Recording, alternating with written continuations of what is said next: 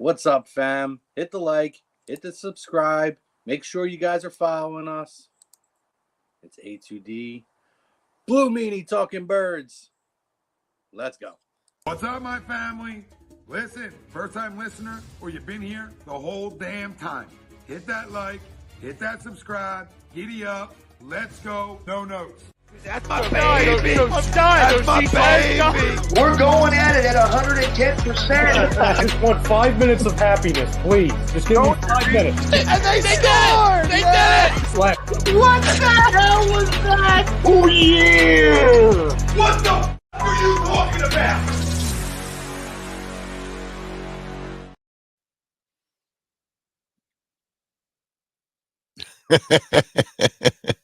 That was fun opening. It knocked Chrome sideways. The beauty of doing live broadcasts.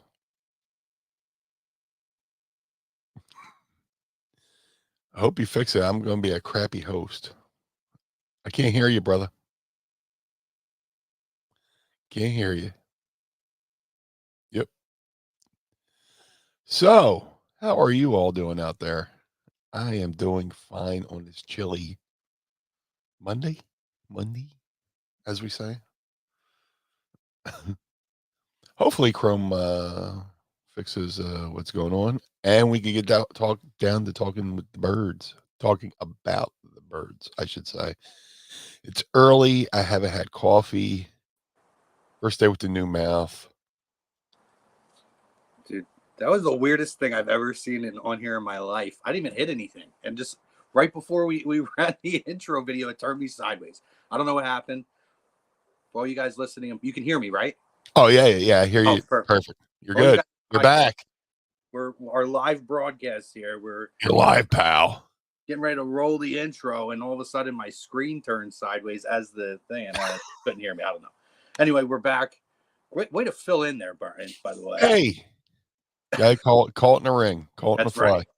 That's right. Welcome, everybody, to A2D Radio. Here it is Philadelphia Eagles Talk with Brian Heffron, a.k.a. the Blue Meanie, WWE, ECW legend, avid Philadelphia sports fan, brilliant Philadelphia sports fan. Stop. I am Chrome, and we are going to be talking. This is our monthly show here, guys. So this is last time we came on, we talked Eagles week 1 through 4, and obviously now we got week 10 is up, the bye week. But first, let's show a little love to our sponsor of the show. It's Baggio's Bread. Baggio's located in Mount Laurel, New Jersey. They're the home of the best stuffed breads, tomato pie, sandwich, cutlets, and meatballs. And if you let them know that A2D Radio sent you, guess what? 10% off all your in-store purchases. So make sure you guys check out Baggio's Bread at Mount Laurel. And, hey, get a little love from the fam over here. Yep. Our opening topic of conversation here today, Brian, I think we got to talk about it, man. We have to talk about this. The Eagles are the best team in the NFL as of today. This is saying as of today, right now. Agree, disagree. So anybody out there, Facebook, YouTube, X or Twitter, whatever it's called this week, wherever you guys are at, Instagram, make sure you guys like, subscribe, follow, share, comment. We want to hear from you guys today. We want to hear about your feelings on the Philadelphia Eagles as well as all other things that we're going to be talking about. But we're going to talk about that. We're going to kind of recap some of the last few weeks, including Cowboys week, which Brian and I were fortunate enough to catch together over the 2300 Arena. Love that shirt, brother. Yeah. We got it in time just for 3 days after the game. Oh, beautiful. That's okay. That's okay. You know what? There might be an opportunity to wear it again soon. So, yeah, we got to watch the game together. That was a hell of a lot of fun. We're also going to talk. Listen, we're hitting the toughest part of the schedule now, the next 4 or 5 games. So we're going to do an early preview of that, including a Super Bowl rematch. So, but, yeah, Brian, opening topic here, buddy. What do you think, man? Are the Eagles right now the best team in the NFL? I agree. As Bill Parcells said, you are what your record says you are. They're 8-1. Has every game been pretty? No. But, in tough times, they found ways to win. When, the only time I really had anxiety or as relatives would say, agita, was the Washington games. Really, just like, who is Sam Howell and why is he doing this? Kind of just anxiety, like, what's going on here? And well, and of course the Jets stinker, but which they That was could have tough. won, which they could have won, they should have won, but because that Jets, you know, the Jets have a great defense. You can't lie, and you know, they were looking good, last night in the game with the Raiders. But it is what it is. It's like last year they were rolling on all cylinders, and then they had that stinker against Washington. But I love this team. I love what they're doing. The defense could be better. That's To me, that's the one area that really needs work is the defense. But when it comes down to bust down another phrase, when it comes down to brass tacks, they've been able to step up. Dallas was, Dak was looking all right in that game, but when it came down to the final drive, which the refs, the Dallas likes to talk about the refs, but the refs gifted them like 70 yards there. It came down to they were on the 5-yard line, and they kept backing up, and our defense kept them out. Our defense kept them out of the end zone for that final drive. So, yeah, there's things that can be worked on, but that's the good thing is they know it. It's one thing to be a winning team and be like, "Oh, we're doing great." You watch those post game locker room things, and they're always saying, "We got stuff we need to clean up." So hopefully, like you said, we're getting into the heart of the schedule, the tough part of the schedule, and it's going to be interesting, just because we'll see how they react coming off a bye, get some rest, heal up, come out swinging against the Chiefs. Yeah, no, a lot of great points you made there. I personally think they overlooked the Jets game. I'm going to be real. I mean, I feel like they went into that game, took a lot of that for granted. I think because you look at that offense and how anemic the New York Jets offense is, at that point, I don't think people forget now, but I think at that point, people were forgetting how good their defense is. Yeah. And they showed up in spades that day. The Eagles were not able to move the football. Jalen Hurts, turnovers were killed. But at the end, they had a chance to win it, as you said. Excuse me. And then it was just kind of like mental breakdown after mental breakdown, right? Like DeAndre Swift, all you got to do, brother, is go down. Don't go out of bounds and stop the clock. And he goes out of bounds. Yeah. It's like, dude, you go down, let the clock keep running. Obviously, the throw for the interception was egregious. Yeah. So you can't stare down the receiver like that, No. But it just goes to show you, though, Brian, any day, anything can happen in the NFL and any given Sunday, they say, right? So the Eagles come out in that game, and sometimes you just, whether it's your own mental mistakes or it's obviously plays that the other team makes, sometimes it's just not your day, and it doesn't matter who it is. You talked about Sam Howell, right? There's something about Washington, regardless of how good they are, they always play the Eagles tough. They win a lot of games when They're they pesky. should. Yeah, it's one of those things where it just seems like sometimes a team has your number. And this is kind of one of those cases where I look at this and I'm like, I don't know what it is about Washington. Every time they play Washington, though, I never have the best feeling. Never. In the last let me see. The link opened in 2005, I want to say, or 2004. 4, I believe. Okay. Well, yeah, I think you're right. Since 2004. The Philadelphia Eagles, every game I've seen them lose 2 games. One at home, one on the road, both against Washington. Yeah. And I've seen them almost lose multiple games, both on the road and at home against Washington, because they just There's just something about that team. Every other game I see them play, they for the most part typically win handily. But you go back and you look, and again, that Dallas game, great time, by the way. We watched the 2300 Arena, and you guys should come and join us maybe at a future date to come and watch one of the games over with me and Brian and quite a group of people who join us there. A lot of fun, a lot of energy. Yes. Over at the 2300 Arena, great bartenders. So, yeah, that game was interesting. And what I would say too, Brian, right? So here's why I put this question out here for the poll. Sure. Okay. You watch every week all these different shows. They all do their power rankings. Every week, the Eagles sit at 2. Right. Right around 2, maybe 3. But usually 2. And they just sit there while they constantly keep shuffling teams in and out above them. And I look at it, like the last 2 weeks has been about how Baltimore is hitting their stride and they're running roughhouse over people, right? And then you go out yesterday, big lead, fourth quarter, they blow that lead. Then obviously at the end of the game, big turnover. And this is after Cleveland missed an extra point to tie the game at 31-31. They're down 31-30. Yeah. They get a big turnover. They come down the field. They run the clock down and kick a walk-off field goal. Baltimore blows the game. Not all Eagles games have been pretty this year, Brian.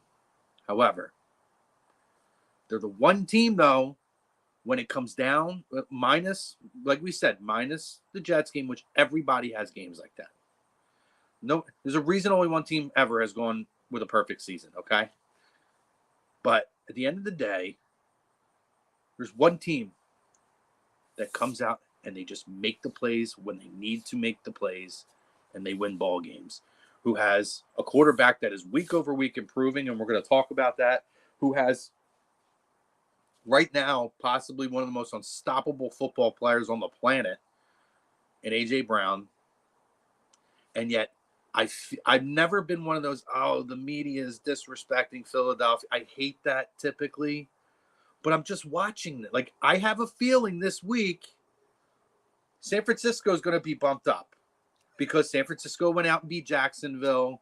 And that was a matchup that some people thought would be a matchup that would be tough for them. And Jacksonville was the hottest team coming in. And I guarantee you they're going to jump up above the Eagles. And Baltimore will knock down probably to 3. The Eagles will sit right around 2. I just have a feeling. And I think that to me is a disrespect for a team that, listen, they haven't even played their best football and they're 8-1. And all these teams are playing most of the time they're playing their best football. And they're scuffling to 6-3. Yeah.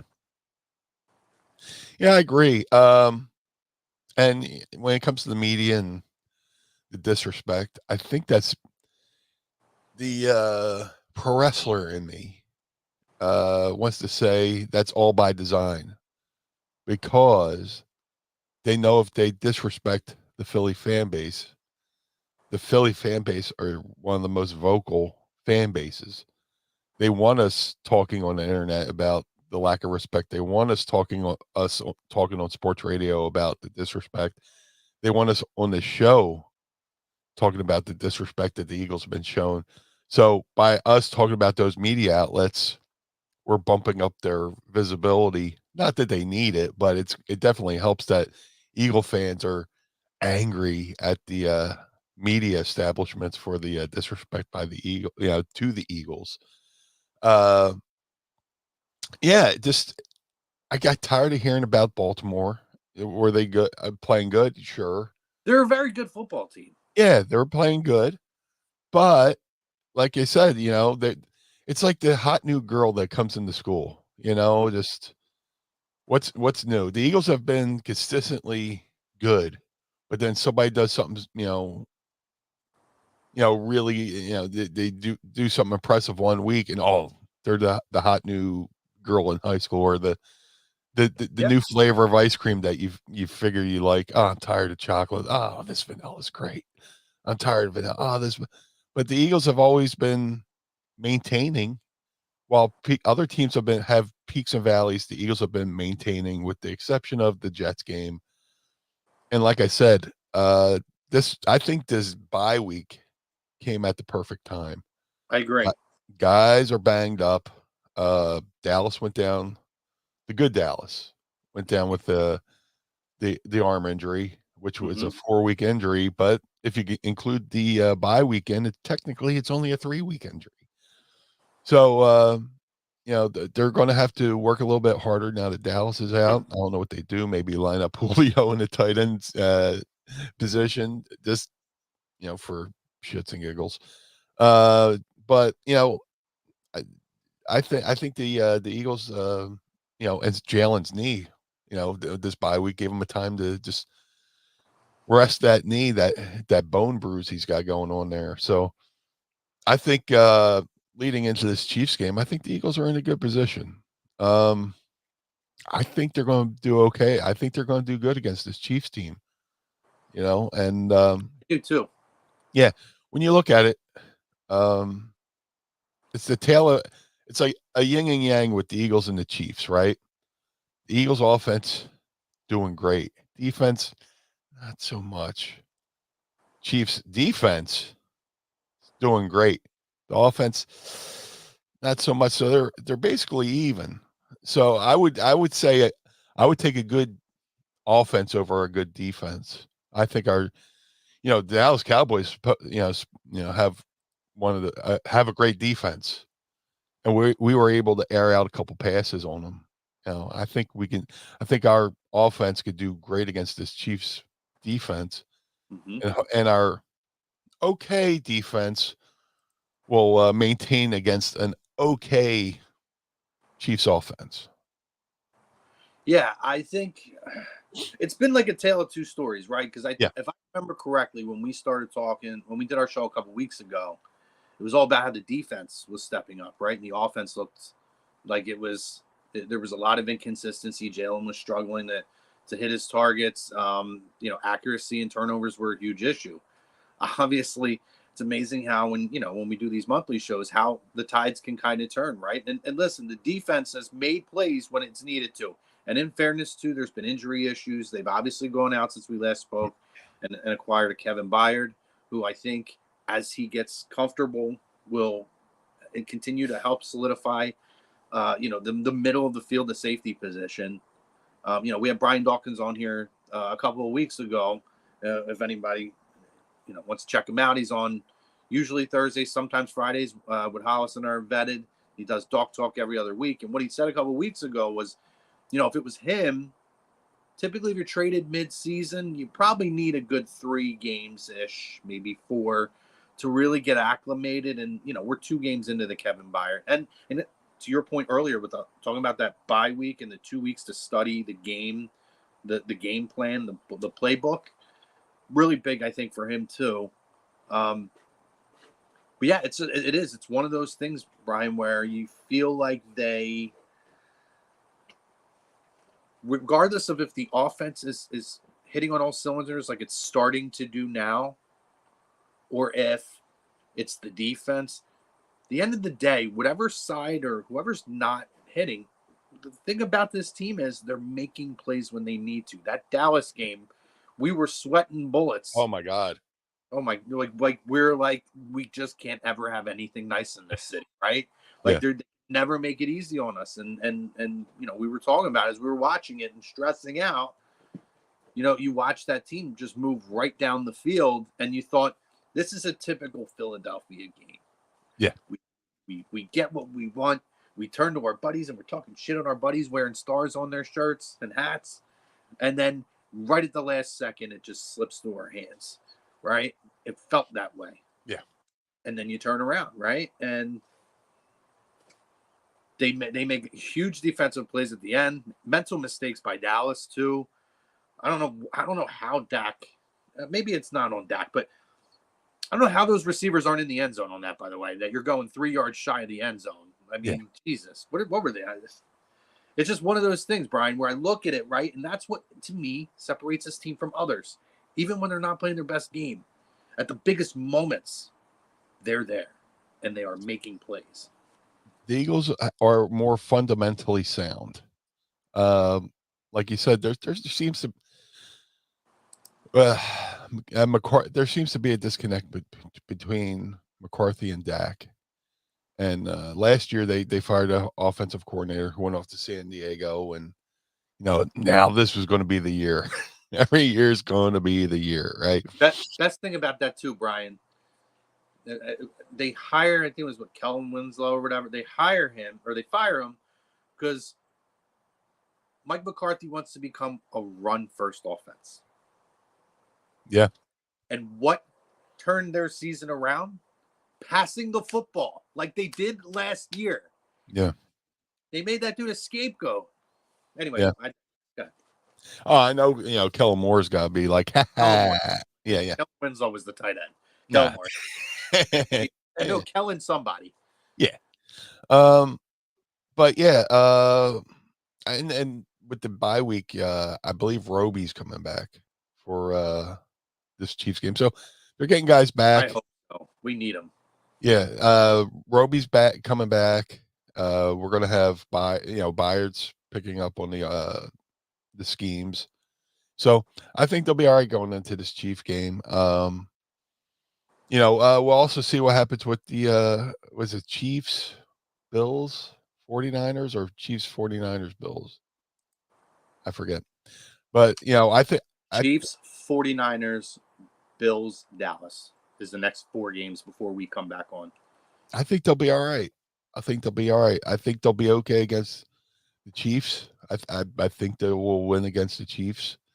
49ers have to come here. The Bills have to come here.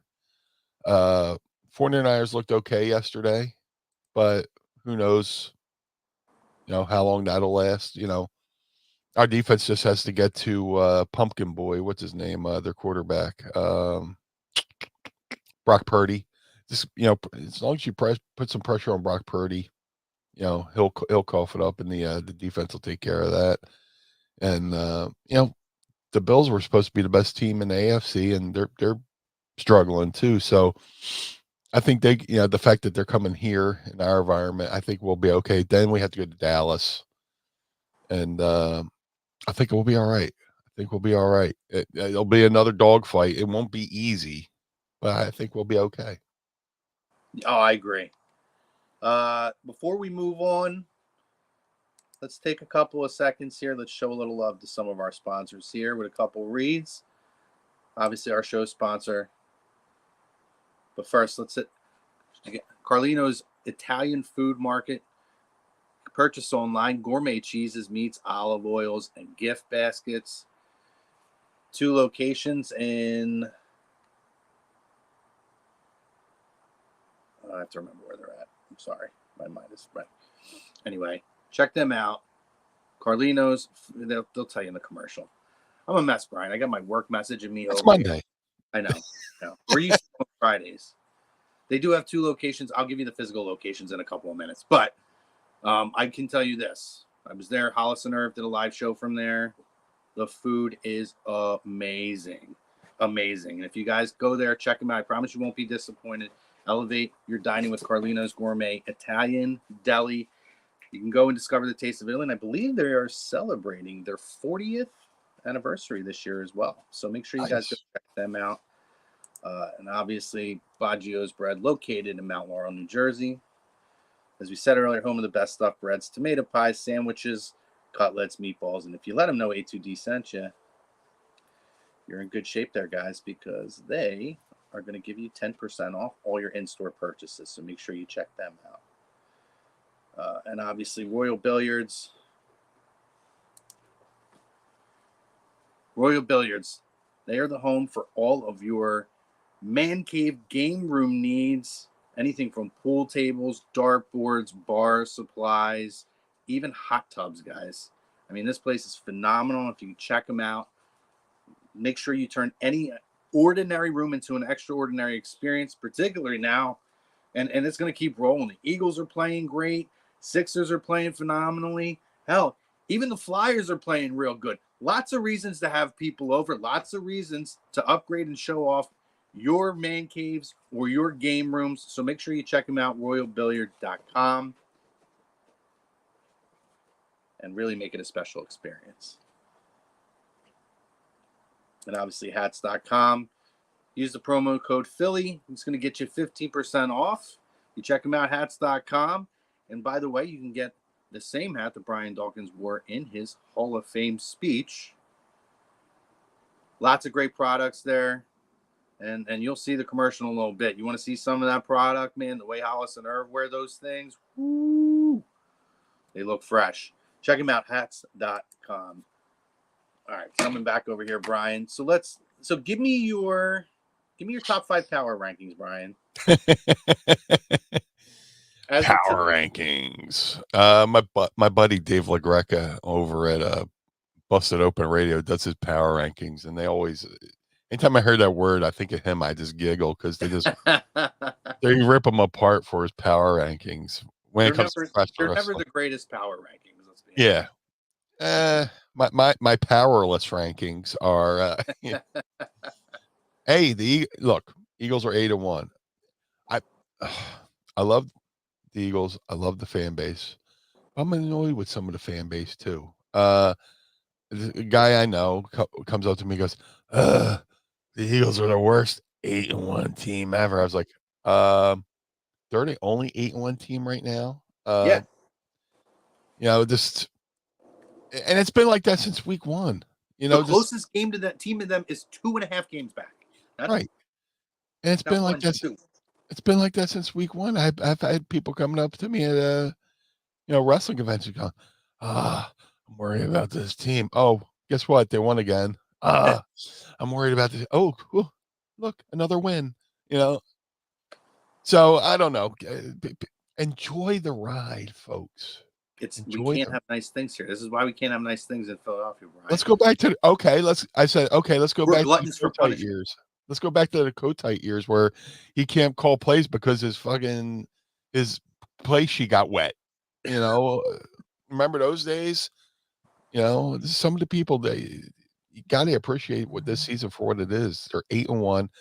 Now all the games have been pretty, but they're winning. Again, back to my powerless rankings. Of course, Eagles are 1. They're 8-1. Chiefs 2. I think the Chiefs, like I said, the Eagles are doing great on offense. Defense is, struggling. Not struggling, but just this defense needs to find its voice. Coming into the season, the Eagles have 2 new coordinators. There's times where the defenses look brilliant, especially against the Dolphins. They looked great. And then then there's again Washington. But the offense has always looked good except for the hiccup at the end of the Jets game. When it comes to the Chiefs, number 2, their offense has been struggling a little bit. And the defense has been keeping them in games. And like I said, I'll put a good offense over a good defense any day. You know what I'm saying? Number 3,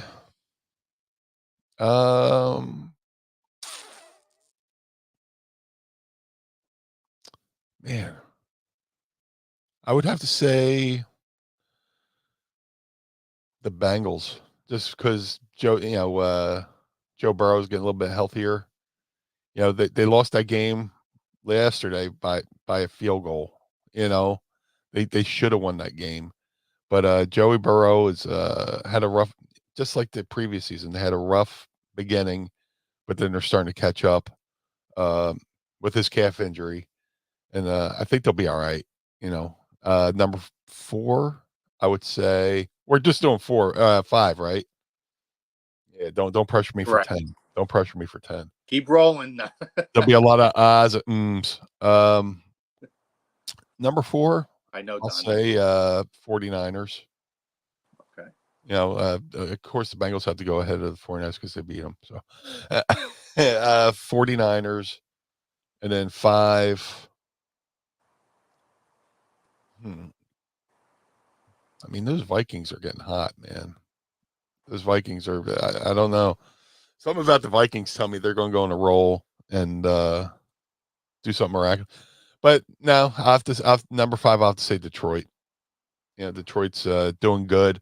Detroit's the one team that kind of worries me going into the rest of the season, where the Eagles need to step up their game because, the Eagles lose 1 or 2 more games and they lose the number 1 seed to Detroit, who has like a pretty easy schedule for the rest of the year. Yeah. You know what I'm saying? I think the Eagles do all right, capturing the East, but ultimately you want that number 1 seed too. And I think Detroit's the one team that's threatening to take that 1 seed.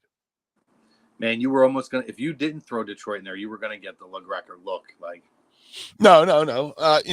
It's Monday morning. I haven't had my coffee. I just, you caught it though. Great I'm job. not a fan of top 5s or power rankings and stuff like that because, somebody goes, "Oh, what's your top 5 bands?" And I give a list of bands. I go, "Oh crap, I forgot so and so." Yeah. No, I hear you. Yeah. Well, I'm not forgetting anybody. I have mine, Brian. There you go. That's why you're a professional. I got Baltimore at 5. I still think they're a top 5 team. I think despite what we saw yesterday, first of all, it's unusual for the defense to kind of falter the way that they did there. And secondly, they do always seem to struggle against Cleveland. I don't know what it is. Cleveland has been really tough. Lamar's career against Cleveland has not been very good. But they lost. They can't be ahead of these top 4 teams I'm going to have above them simply for the fact that they lost another game in the fashion that they lost it. I have the Bengals slightly outside of the top 5, by the way. Number 4, I have the San Francisco 49ers. Great game yesterday. And I think getting back Deebo Samuel was really huge for them. However, I still think, and that was a big win on the road too in Jacksonville. However, I do believe that there's still a lot. I mean, I'm talking about a lot of inconsistency. You're coming off of a 3-game skid. It's tough. I need to see another week before I start to jump them back up to somewhere around 2 or 3. Number 3, Detroit Lions. Don's going to be real happy in the chat for that one.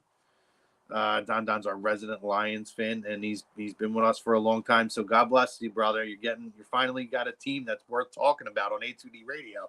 Yeah. But that team is just so good. Getting back David Montgomery, dude's a touchdown machine. I look at and then on top of it, him going out, Gibbs looked a little bit like he struggled a little bit earlier in the year. Having that opportunity to be thrust in and say, all right, you have to be the man right now, I thought was really big for them. Because now they have a true 2-headed monster. Jared Goff's having a great year. Their defense is really strong. I really, really, really believe that Detroit has it might be the biggest threat to the Philadelphia Eagles right now, if they're healthy. Yeah. I'm with you on top 2. Obviously, number 2 is Kansas City. I know they've had some games where it's been really inconsistent, and I think their offense relies way too much on Travis Kelce. Rice has played really, really well, though.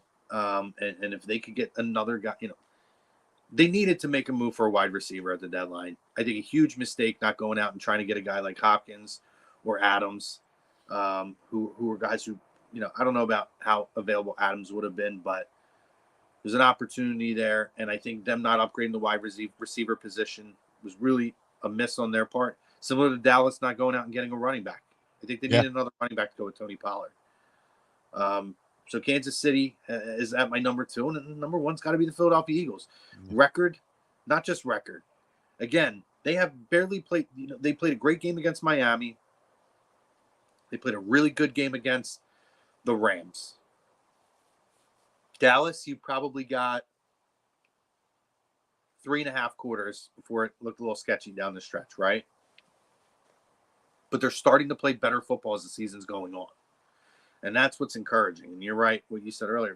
If the defense can plug up some of those holes, if Kevin Byard can start to get more acclimated to the offense, and we need Roby. Roby this team has not looked good since Avonte Maddox. Defensively, has been very consistent since Avonte Maddox has been out. And Roby is a guy who has an experienced slot receiver, slot corner, who can solidify that. I know they've tried Brown. I know they've tried Bradbury. And listen, that to me is, trying to stick a piece of gum in a hole. Yeah. Trying to plug it up with a piece of gum. It might work for a little bit, but eventually it's going to start to seep out. And I think that's what we're seeing. So, God, I hope he's back. Like you said, Brian, that's a huge, huge addition to get him back. So, just to run it down again, I have Eagles 1, Chiefs 2, Lions 3, 49ers 4, Baltimore Ravens at 5. That is my through week 10, and I don't even care about what happens tonight with Buffalo. Buffalo's close too, but they're another team. There's a lot of really inconsistent teams this year. Yeah. Buffalo's the most surprising, I would say, of all the inconsistent teams. I mean, they got a great team, and I don't know. I don't follow them enough to figure out what's going on. I would kind of watch them from my peripherals, but there's a lot of inconsistent teams between them. But then there's some teams that are stepping up that you're like, oh wow, check them out. I thought the Vikings season was over. Once quarterback went down with the Achilles tear. Dude, they were so smart Yeah. to go out and get Josh Dobbs, who has been so good. And that story with him coming in last week, not even knowing the names of the players on the field, knowing a handful of plays, and basically having guys in the huddle as the plays are called out, telling them where guys are going to be, and to come in after the starting quarterback of that game gets hurt and drive them to a win, and then put on the performance he did yesterday for a brand new team. Like, it's just a cool story for a guy who, I mean, if anybody's followed him or maybe hasn't, he's, Josh Dobbs is like literally a rocket scientist. Literally a rocket scientist. His degree is in rocket science, and he is like, this is master's. Dude's fulfilling his dream to play in the NFL. And, earlier in the year when he was with Arizona, he went to the store and couldn't even find his own jersey on the custom jersey thing where you can find almost anybody. Just a lot of really cool stories with him. And I mean, that's a miss where I think the Jets should have went out and got him. Yeah. Instead of continuing to ride this Zach Wilson train that, it's another thing I'm going to talk to you about is how horrible these primetime games have been. This atrocious. And the one thing we're missing out is Carson Wentz is finally back in the NFL. I know. I told you it was going to happen. It just like Carson Wentz is such an interesting story because he came in great. He came in his first season. He was supposed to be a redshirt third stringer, to learn the offense. Again, Minnesota, needed a quarterback. Their quarterback Teddy Bridgewater went down with a blown out knee. Yeah, and then Carson's thrown into the number one spot, right off the bat, and then he does okay the first season. Second season, lights out, tears his knee, and then St. Nick, takes us to Super Bowl, almost takes us there the second year. And then, it just, he gets under the shadow of, he gets out from the shadow of Nick Foles because Nick Foles is no longer with the team, carries the team, with a bunch of like third and fourth string receivers to, the NFC East. That first game against the Seahawks, Clowney cheap shots him, concusses him. And then while he's all concussed, they draft his Jalen Hurts with number eventual 2 replacement. Yeah. So it's just, which I think they kind of did. I mean, I'm glad we have Jalen Hurts, trust me. But when you have a concussion like that, you're overly emotional. Your emotions all over the place. And then it'd be like, I finally got out of the shadow of Nick Foles. Oh crap! They just drafted my replacement.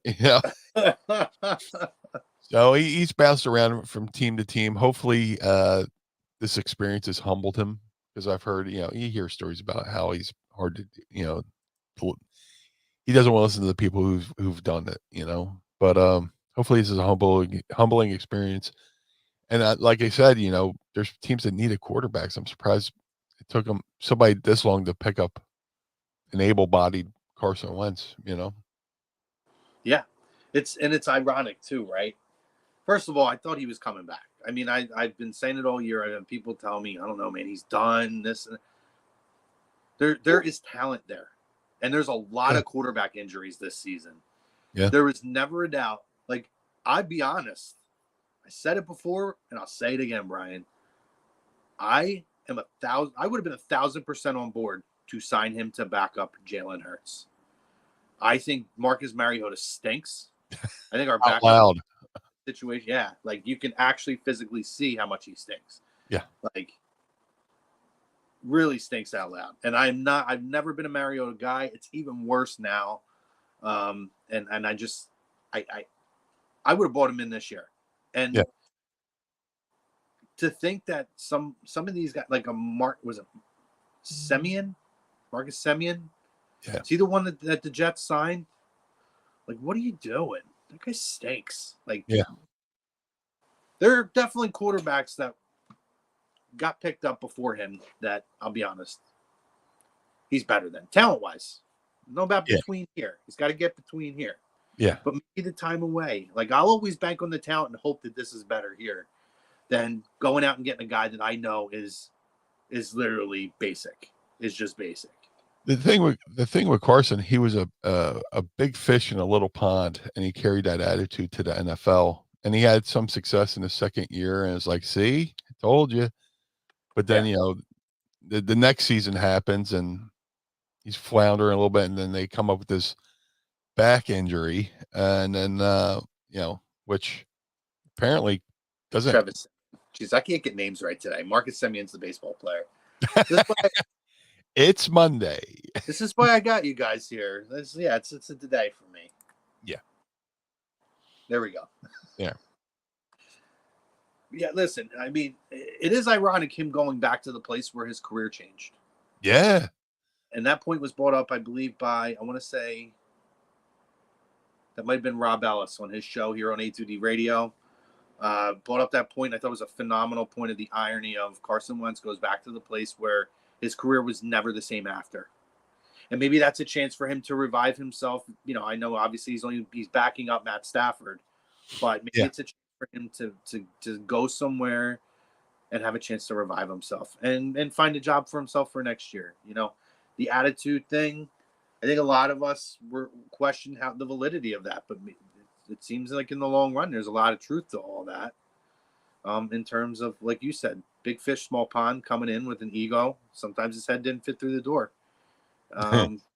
So I think, I say this though, I can't ever hate Carson because at the end of the day, if that was the best of his career, we got the best, and we don't win that Super Bowl without him essentially getting us home field advantage first. Yeah. And so for that, it's not going to happen here. Very happy with our quarterback situation like you. I wish him luck. I hope that he's able to find a job somewhere and maybe he gets his head together and gets his act together.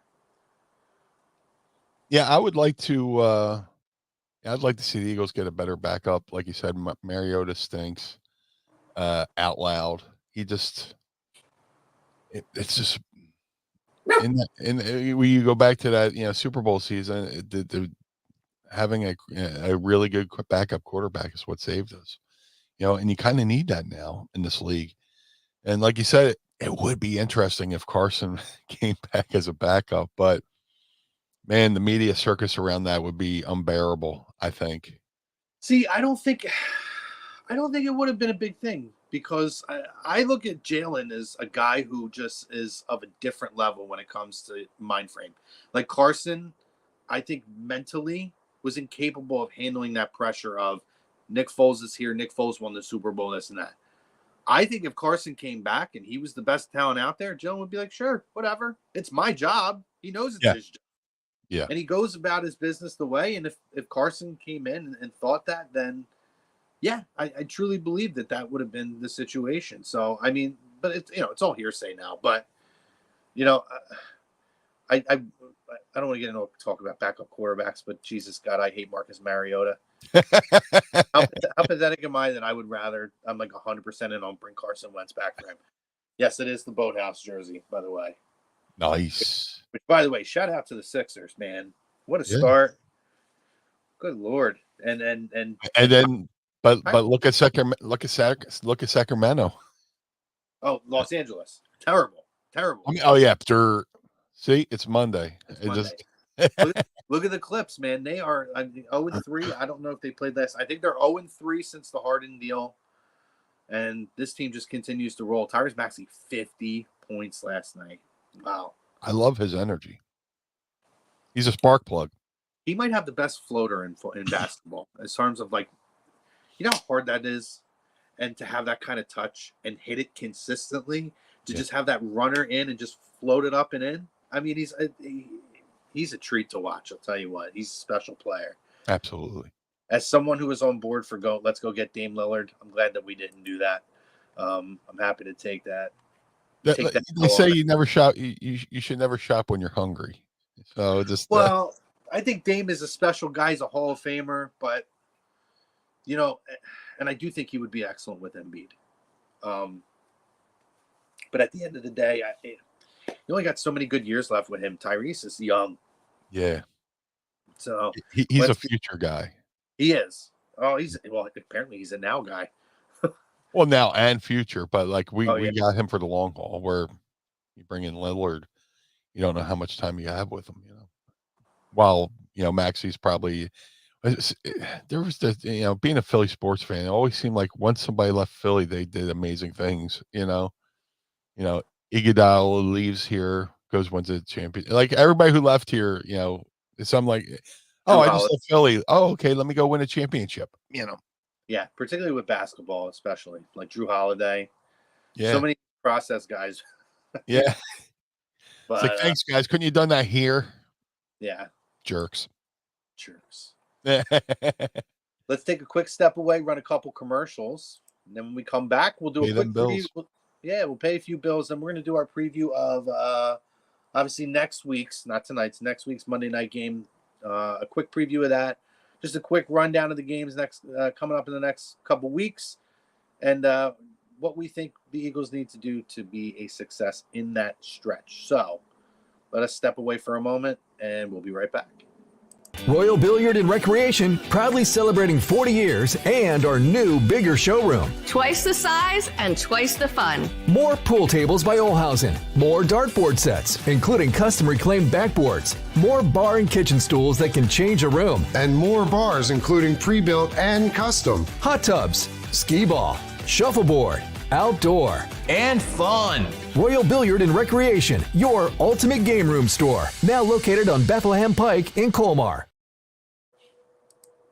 In our family, food is our daily bond. My nonna, affectionately called Mama by many, found solace and joy in the kitchen, sharing her love through delicious creations.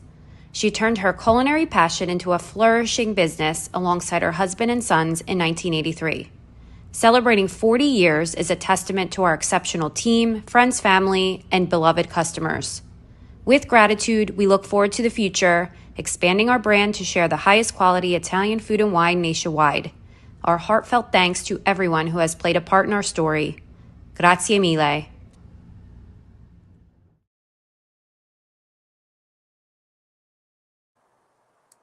Hats.com is the premier destination for quality and fashion-forward hats and more, with designs for every style and trend.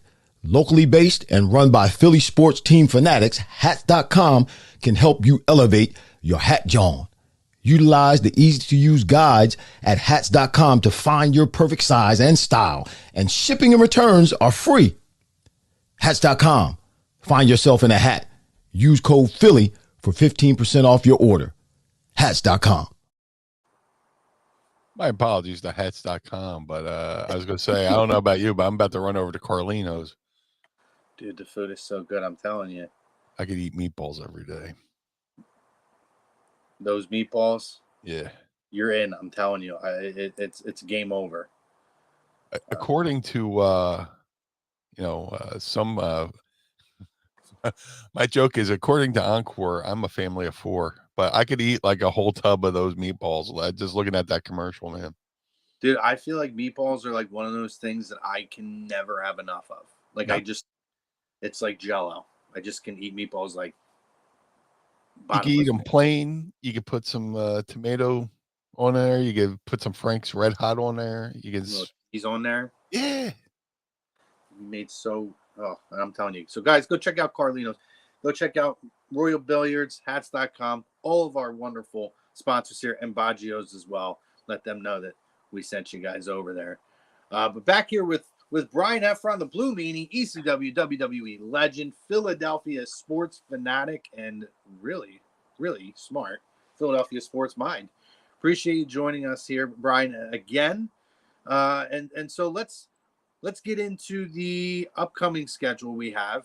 Obviously, we have next week. It's our Super Bowl rematch. So let me ask you this question first.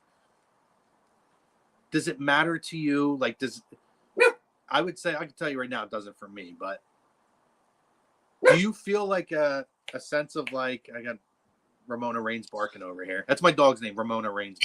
But she agrees with you. It sounds like she agrees with you. Yeah, like I don't put any stock into the year after the Super Bowl. Like if you beat that team, it's like, oh, this is revenge for the Super Bowl. It's not, because they have the championship and we don't. But this game is a measuring stick, and it's a really good opportunity for them to come back and really test themselves coming off of the bye week. So do you feel any extra emotion in this game, or to you is this just another tough game on the schedule? I gotta say that it's a little bit of a measuring stick. I think there might still be some feelings from that Super Bowl because of all the chirping that happened after they lost this, after the Chiefs beat the Eagles in the Super Bowl. You know, you had the offensive linemen putting on T-shirts, 0 sacks, put that on a shirt, celebrating that they didn't give up a sack to this defense. They the wide receiver, that he's in New England. Juju? Yeah. Juju Smith-Schuster. Juju was chirping, even though he's not there anymore. It's kind of like, you beat somebody for something their friend said, just that kind of mentality. Over their back, like, yeah, that guy, right? yeah, Spike, the big dog, and there's that little dog. Yeah, Spike, yeah. Yeah. I think there is a little bit of that in there because this is their first time meeting since that, and that offensive line, bragged so hard after they won that Super Bowl that 0 sacks, put that on the shirt, and that's stuff to remember. And there's things you need to remember to motivate yourself, for games. That Dallas game, I was just watching the Kelsey's podcast. They played a call from WIP to the players to what this Cowboys Eagles rivalry means, to let the guys who haven't been here for a while, or guys who just got here, know what it means to the fans. Right. So for the guys who played in that Super Bowl last year, I think they're holding on to some receipts, and I think they're going to use that as motivation to step up in this game. Especially Bradbury. He's the guy who, and then a ticky-tack, holding call, that basically sealed the game for the Chiefs. Right. I think he's got something to prove. I mean, he hasn't been playing all that well. I mean, he's been playing okay. He looks a smidge slower, but I think he, fires himself up for this game. I think that defensive line has a point to prove, with the offensive line wearing those shirts at the Super Bowl saying 0 sacks. Mm-hmm. There's little storylines in there that you can look at to say, oh, okay, this team's got something to, got a point to prove. And then, of course, Jalen easily could have won the MVP on the losing side of that game last year. Take away that one fumble, that turned into points. But I hate to be that guy, but I'm blaming the field for that one. That ball was too wet. It was an atrocious playing field, dude. Of course, you have to play better, but yeah, it kind of affected the game when you have a rain game without the rain, But that's my opinion. I think there's some points. I think the Eagles have not a chip, but a personal challenge to themselves to step up in this game, because they know what it felt like to lose to this team last time when they really had a chance to win. The year before, the last time they played them before, I want to say they played the year before the Super Bowl year here in Philly, and they had a chance to win that game too. Yeah. A couple there was a touchdown taken off the board because Smitty ran out of bounds, stepped out of bounds on the way to the end zone, and they weren't able to, get that back. They hung in with the Chiefs the last two meetings, and I think there's enough motivation there for them to say, we got to beat this team. And I think they're going to have a little bit extra juice going into this game. Yeah, I would agree with that. I think it's a game, again, it's on the road. It's a tough game, but it's an opportunity to come in and really gauge yourself. They've played well. That's the one thing about the Eagles' schedule. Like Dallas out puffing their chest, right? I saw somebody post yesterday, Dak had so many fantasy points. Hope you sleep well tonight. It's like, yeah. How are they doing against teams that are over 500? Right. Not great. If you look at the last two seasons, this Eagles record, whether they're playing their best football or not, against teams over 500, is like astronomically good. It's ridiculous, egregiously good. But going on the road, tough matchup. Kansas City's a tough place to play. Yeah. But again, coming back off of the bye, though, getting healthier, I think it's huge. I do think they're going to miss Dallas Goedert. So, I saw somebody else agreed with you in here. With Julio? Putting Julio, maybe testing him out in the tight end position. Or just making him, really utilizing the true slot position, because I don't feel like they've done a whole lot of that this year. Yeah. But they're gonna have to figure out the middle of the field, because that's kind of where Dallas has found his opportunities at and has been able to help to spread out the field more. So they're gonna need that solution. But aside from that, I think they play well in this. I don't know if they come out of this one with a W. I haven't decided on that yet, because it's flip pretty a coin. I think if I'm looking at this next four games, right, and we talked about it. So we have Kansas City. Right. Then we have the 49ers. At home. Monday night game, I believe, right? At home? No. No, it's not a Monday night game. Chiefs are a Monday night game. Chiefs are a Monday night game. So Chiefs Monday night. Then they have the 49ers at home. And then they have Buffalo, which I think is their next Kelly Green game again. Nice. That's a home game. And then they go to Dallas. So we're looking at these next four games. I think if they go 2-2, they're in good shape. They'll maintain first place. I think that's a really big op, because the other thing too is having a better record in the conference. So even if they end up tied with Dallas, I believe they have the better conference record. So they would still hold the tiebreaker. So I think they got to come out here and they got to win at least two of these games. I think three of them are winnable. I think they could beat Buffalo. I think it's a lot to ask for them to win all four of them. Right. I think the Kansas City one's going to be tough, the toughest. But we'll see. I think it's very winnable for them, Brian. Yeah, I think, and again, looking at the storylines, how distracted are the Chiefs? You see the video of Travis at the Taylor concert and this, that, and the other thing. It's every day. In the words of Mick, women weaken knees rock. Just and if I'm the Eagles, I'm watching that Dolphins tape, because the Dolphins kind of shut Travis down. You shut Travis down, and that puts pressure on the other guys. So, and he seems, a little distracted. So we'll see. I think it's a blessing that those 49ers and Bills are here in Philly. So I think if we had to travel for those games, it might. I would say it'd be a little bit tougher. I would agree. But they get to, there's a stretch where they get to come home, sleep in their own bed, be in their own facilities. Those teams have to come here, deal with our fans.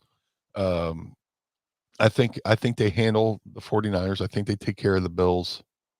And again, when it comes to the Chiefs, I think they win. I think they beat the Chiefs. This is the third game in the 3 years in a row. They got something to prove there.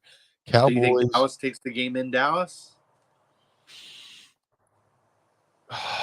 Man, I mean, it's a lot to forecast ahead. it's a lot of forecast.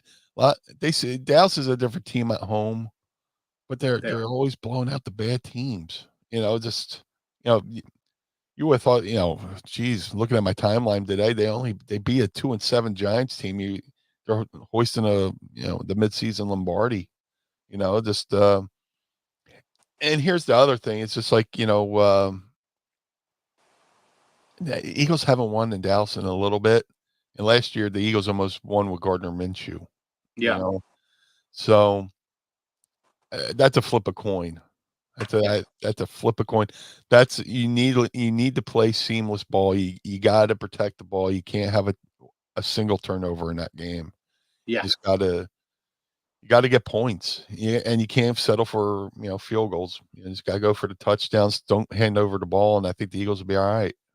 Dak's good for an interception. He threw one to 28 yesterday. Yeah, if I was to give my early prediction, now that I'm thinking about it, I would go Birds. Hold on. I keep feeling like I have to sneeze. I would say the Eagles win the Chiefs game. I think they lose one of the two of the 49ers and Buffalo games. I don't know which one. I think the Dallas game at home, honestly, could be a toss-up. I could see them coming in and handling business. But like you said, Dallas plays them really tough in Dallas all the time. Yeah. And I feel like that could be one of those games where Dallas comes out and kind of imposes their will in that game. Maybe not impose their will, but, it could be one of those games where they win by a 2-score game. Let's just put it that way. So it wouldn't shock me. So that's kind of why I'm like, I don't know if I want to pick games specifically, but I think if they go, I think they'll go 3-1. I could see them going 2-2. And I think if they go 2-2, they're in good shape. Yeah. And not for nothing, but I think the Commanders can do us a favor and beat, Dallas in one of those games that they're going to be playing, because the Commanders seem to be doing pretty good, and they almost beat the Seahawks yesterday. I'm thinking in terms of Eagles schedule versus the Cowboys. I think down the line when the Cowboys need a win to keep up with the Eagles, I think the Commanders at least take 1 or 2 from them. Agreed. I think that's a very good, strong possibility. Yeah. I think the Commanders are they play them tough too. They're just a tough team to play in the division. Yeah. Other teams smoke them, but in this division, they seem to be a really, really tough team, tough matchup week to week. And except for when they play the Giants, because the Giants stink. Yeah, that's a whole conversation for I'll save that for after the season. I want to see what the final result is, but I can't believe how bad that football team is. Yeah. A playoff team last year. A playoff team that I thought beat the Vikings. Yeah, like a team that, like, even if they aren't as good as last year, you still thought could be a threat to make the playoffs. They are atrocious. It is brutal football to watch. Much like the primetime games. I've told you this. These primetime games have been awful. The Thursday night game was terrible. The Sunday night game last night was, they are boring, awful games to watch. Yeah. As of late. Just imagine being Al Michaels, Well, they were talking about that. Kirk Herbstreit, who's been calling the games with Al Michaels on Thursdays, this exact topic came up, right? And we've talked about Al Michaels, how we feel about him on this show, but I think a lot of wet S's. Yes. But listen, Kirk Herbstreit talked about him. I keep having these damn planes flying.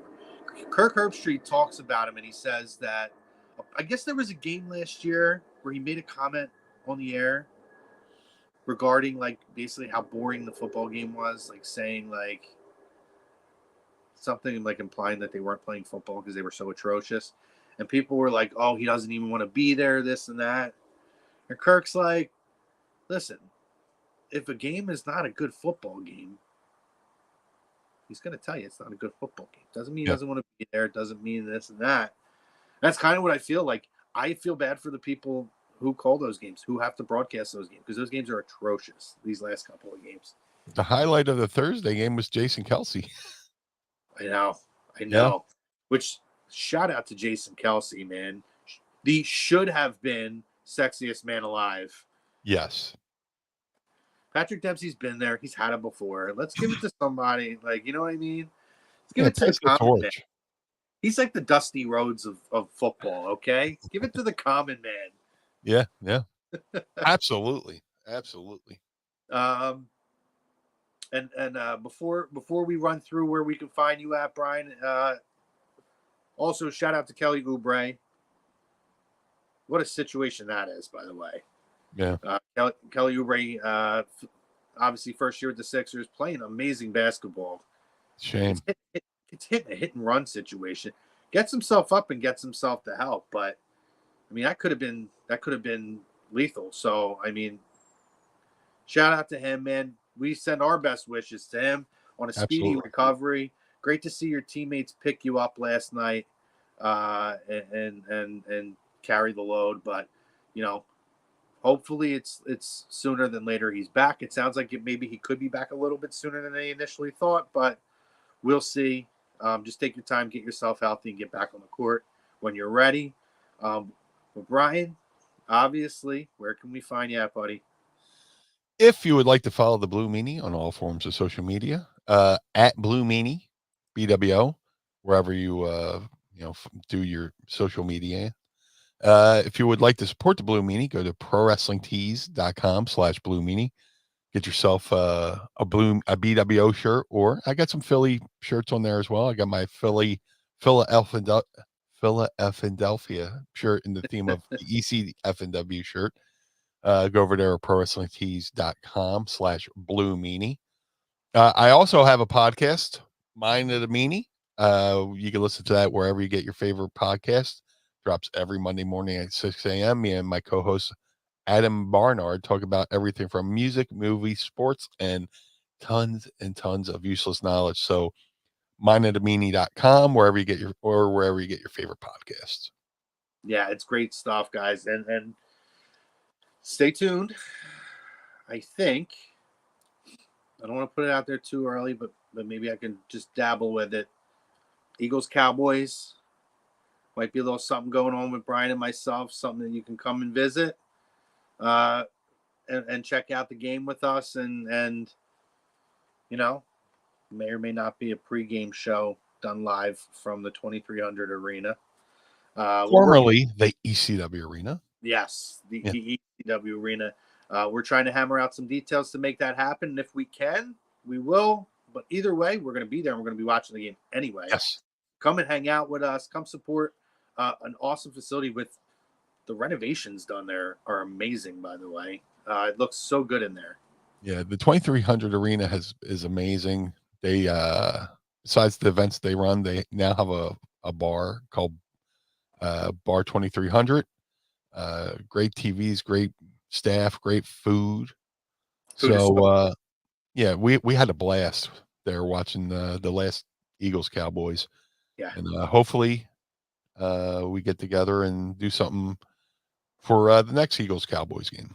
That's it. Yep, that's the plan. But stay in touch. I'll keep everybody posted on that, as well as Brian will, once we can figure out some of the details.